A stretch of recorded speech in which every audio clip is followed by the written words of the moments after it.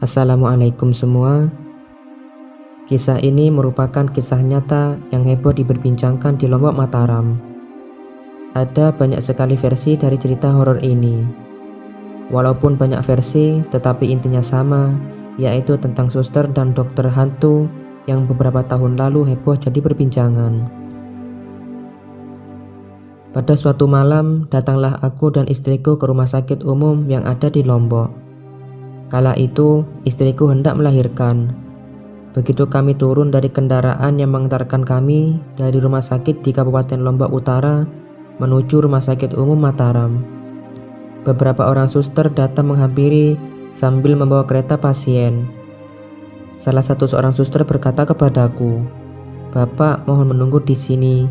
Kami akan menangani pasien semampu kami," ucap sang suster.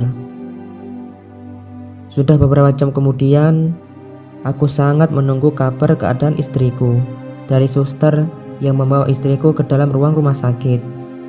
Hingga seorang tukang ojek yang biasa mangkal di depan rumah sakit umum tersebut menjadi penasaran. Mengapa bapak itu berdiri di depan gerbang rumah sakit yang sudah tidak dioperasikan tersebut hingga berjam-jam lamanya. Dan akhirnya tukang ojek tersebut melangkah menyeberangi jalan untuk menyapaku. Tukang ojek pun bertanya, "Bapak sedang menunggu siapa di sana? Saya perhatikan sudah berjam-jam di sini." Aku pun lantas menjawab bahwa saya sedang menunggu istri yang sedang ingin melahirkan. Tukang ojek itu sontak kaget. "Lah, Bapak bagaimana?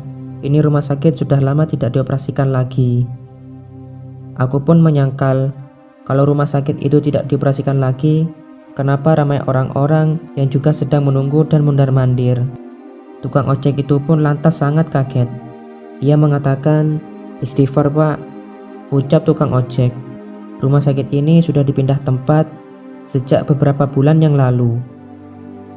Dan tiba-tiba, rumah sakit yang tadinya ramai dengan segala aktivitas, seketika itu berubah menjadi rumah sakit yang gelap, sunyi, sepi, dan tak ada seorang pun di sana. Aku kaget bukan kepalang ketika yang semua aku lihat menjadi drastis terbalik dan sangat menyeramkan.